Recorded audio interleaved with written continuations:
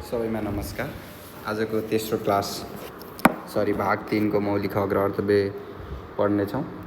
मौलिक हकहरू कसरी सम्झिने भन्ने तरिका योभन्दा पहिलाको भिडियोमा पनि हजुरहरूलाई भनिसकेको छ।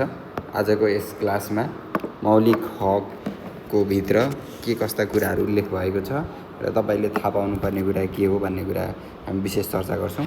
सबैभन्दा सुरुमा चाहिँ भाग 3मा मौलिक हक सम्बन्धी कुरा गरेको छ। यस भिडियोमा तपाईँले के बुझ्नु पर्यो भन्दाखेरि यो मौलिक हक र कर्तव्य तपाईँले जति पढ्यो तपाईँहरूलाई त्यति राम्रो, किनभने तपाईँको सर्ट क्वेसन एमसिक्युज मात्र नभएर लङ क्वेसनमा पनि मौलिक हकका कुराहरू घुसाउनु भयो भने त्यस एन्सर तपाईँको एकदम स्ट्यान्डर्ड बन्न जान्छ। अबको भिडियोमा जस्तै यसमा हामीले उल्लेख गरिने विभिन्न कुराहरू जस्तै 16, 17, 18 सम्झिने तरिका पहिले पनि भनिसकेको छ। कुनमा के कुराहरू छन् भन्ने कुरा बुझ्नुपर्छ।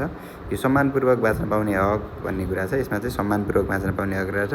एउटा मेन इम्पोर्टेन्ट क्वेसनमा चाहिँ हाम्रो क्वेसन एमसिक्यूमा धेरैचोटि सोधेको हुन्छ, मृत्युदण्डको सजाय दिइने छैन भनेर संविधानमा कहाँ उल्लेख गरिएको छ, अथवा 3-4वटा मौलिक हक दिएर कुन चाहिँ मौलिक हकमा मृत्युदण्डको सजाय दिने छैन, स्वतन्त्रताको, समानताको, जीवनको हक यस्ता भनेर अप्सनमा आउला। याद गर्नु, सम्मानपूर्वक बाँच्न मृत्युदण्डको सजाय दिने छैन भनेर दिने गरी कानुन कुनै पनि बनाइने छैन भनेर चाहिँ सम्मानपूर्वक बाँच्न पाउने हकमा यो कुराहरू इन्क्लुड गरेको छ।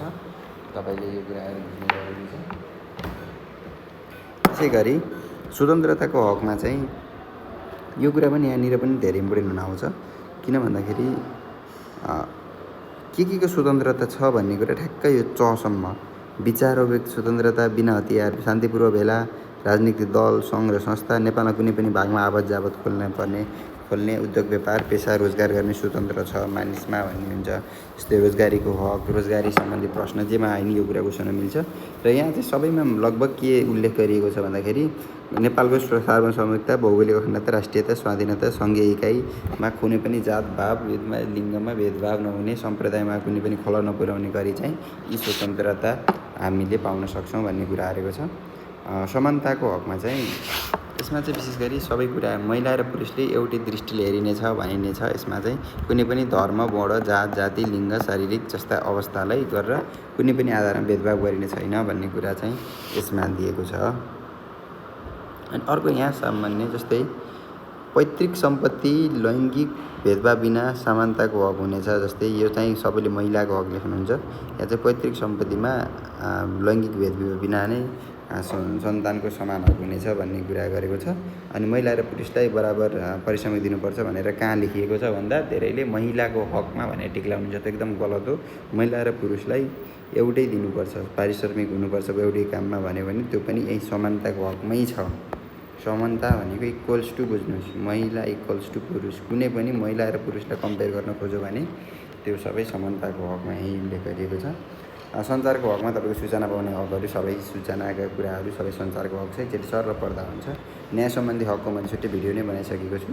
त्यसमा चाहिँ पक्राउ परे के गर्ने भनेर गरेको छु। तर एकचोटि यो पढ्नुहोस्, एकदम आवश्यक कुरा र एकदम के अधिकार छन् यो आफूले पनि जानेको एकदम राम्रो मानिन्छ। अपराध पीडितको हकमा पनि एउटा अपराध पीडितलाई के गर्न सकिने भन्ने कुरा छ। समाजमा पुनर्स्थापना र क्षतिपूर्ति सहितको न्याय पाउने अपराध पीडितले होइन मुद्दाको आफ्नो केसमा के भइरहेछ भनेर अनुसन्धानको जानकारी पाउने हक हुन्छ भनेर बुझ्नु पर्यो। यातना विरुद्धका कसैले पनि मान्छेलाई अपमानजनक व्यवहार र निर्मम अमानवीय यातना दिइने छैन। अनि यदि त्यस्तो गरेको खण्डमा क्षतिपूर्ति सहित उल्लेख गरेको छ होइन। अनि शत्रुताको मान्छेलाई बाहेक अरूलाई नजरबन्दमा राखिने छैन। तर सार्वभौमिकता, भौगोलिक अखण्डता वा सार्वजनिक शान्ति पर्याप्त आधार नभई राख्न कहिले नपाउने होइन। यदि पर्याप्त आधार नभई चाहिँ कसैलाई नजरबन्दमा राख्न हुँदैन। तर शत्रु देशको लागि यो हक लागु हुँदैन भन्ने कुराको छ। छुवाछुत र भेदभाव विरुद्धको हकमा के कुरा उल्लेख हुन्छ त्यो तपाईँलाई पहिले पनि थाहा हुन्छ। कुनै पनि छुवाछुत र भेदभाव जात, जातीय, धर्म, संस्कृति केहीमा पनि कसैलाई निज देखाउने यिनी कुराहरू गर्न मिलेन है। यी कुराहरू सम्पत्तिको हकमा भइहाल्नुभयो। अधीनमा सम्पत्ति आर्जन गर्ने, भोग गर्ने, बेचबिखन गर्ने यी सबै सम्पत्तिको हकमा हुन्छ। अनि धार्मिक स्वतन्त्रता भनेको धर्म सम्बन्धी कुराहरू सबै धार्मिक स्वतन्त्रताको हक हुन्छ। चाहिँ सर तपाईँले पढ्नु चाहिँ पर्छ। यसमा तपाईँले के हुन्छ सूचनाको हक भन्ने भइहाल्यो। जस्तै अब तपाईँलाई कहिलेकाहीँ ट्रान्सप्यारेन्सी, सिटिजन चार्टर होइन, नागरिक वडापत्र होइन।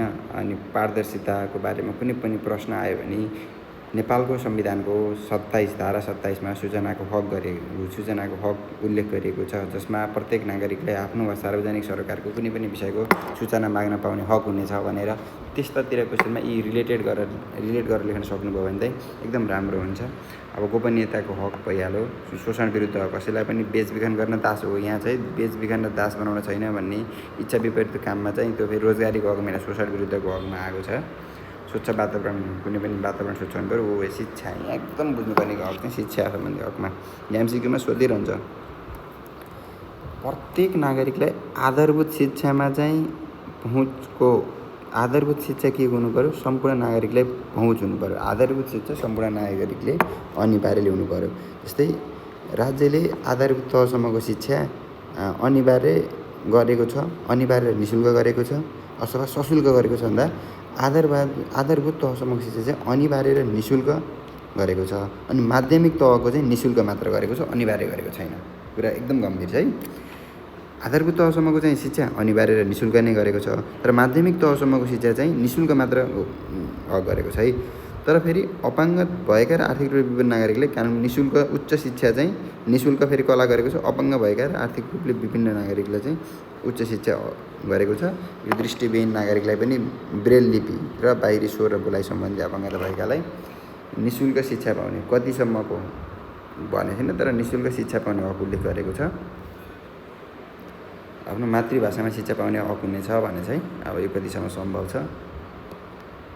अब भाषा र संस्कृतिको हक तपाईँलाई थाहै छ, के कुरा उल्लेख हुन्छन् होइन। समुदायमा आफ्नो भाषा प्रयोग गर्न सक्नेछ, आफ्नो संस्कृतिमा रमाउन सक्नेछ, त्यसको सम्पदाको सर्वधन र संरक्षण, प्रोटेक्सन एन्ड प्रमोसन भन्छ क्या, यसलाई गर्ने हक हुनेछ।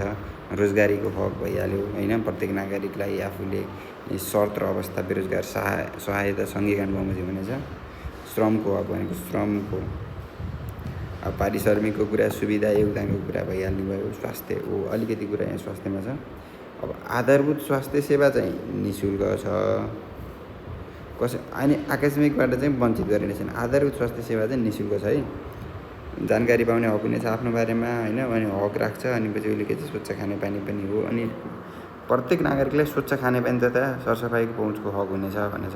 यो अब कसैले अरू वातावरणको हक केमा लेख्नुहुन्छ, यो चाहिँ स्वास्थ्य सम्बन्धी हकमा छ। अब खाद्य सम्बन्धी हकमा छ, अब खाद्य कुरा भइहाल्ने भयो। आवासको हकमा अब तपाईँको स्वामित्वमा भएको घर जग्गाहरू, त्यसमा बस्न पाउने महिलाको हक। यसमा वंशीय हक, અહીંको प्रश्न र અહીંको कुराहरू हेर्नु चाहिँ महिलालाई वंशीय हक हुनेछ। सम्पत्तिमा आधा समानताको हकमा, तर वंशीय हक चाहिँ महिलाको हकमा। मातृत्व प्रजननको कुराहरू छ होइन। अनि कुनै यस्तो कानुन, अनि यसमा चाहिँ कुनै किसिमको हिंसाजन्य कार्य वा शोषण गरिने छैन छ। अनि यहाँ चाहिँ महिलालाई समानुपातिक समावेशी सिद्धान्तको आधारमा सहभागी हुने। कुन सिद्धान्त? समानुपातिक समावेशीको आधारमा अब शिक्षाको कुरा छ। अनि दम्पतिको समान हक, सम्पत्ति र पारिवारिक मिलनमा दम्पतिको समान हक हुनेछ। बुढा र बुढीको कुरा कस्तो अचम्म छ भन्नुहोस् है। बुढा प्लस बुढीको कुरा केमा गर्यो? महिलाको हकमा गर्यो। अनि बाआमाको सम्पत्ति छोरा र छोरीले बराबर पाउने चाहिँ यो केमा गर्यो? यो समानताको हकमा गर्यो। बुढा र बुढीको, महिलाको हक, छोरा र छोरीको चाहिँ समानताको हकमा चाहिँ गर्यो। बालबालिका सम्बन्धी कुरा पनि एकदम, बालबालिका सम्बन्धीहरू प्रश्न आउँछ। यो विकासको हक हुनेछ उनीहरूलाई होइन। जस्तै कल कारखानामा लगाइने छैन, गैर जिम्मेवारी काममा होइन, सशस्त्र समूहमा कुनै पनि बालबालिकाले सेना प्रहरीमा भर्ना गराइने छैन होइन। जस्तै बालबालिका के पाउनुपर्ने थाहा हुन्छ। दलितको कुरा पनि तपाईँलाई लगभग थाहा छ।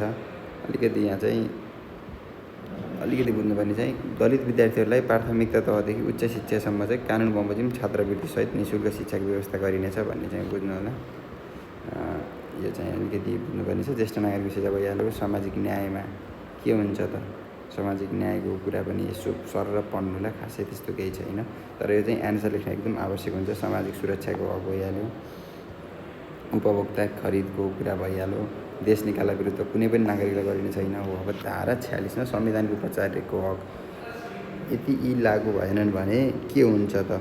यदि यी माथिको संविधानको उपचारको हक, यी माथि जुन कानुनले भन्यो त्यसको लागि चाहिँ उपचार कहाँ हुन जाने? धारा 133 र 144मा लेखिए बमोजिम संवैधानिक उपचार पाउनु। संविधानमा नै संवैधानिक उपचार पाउने हक अति नै राम्रो छ।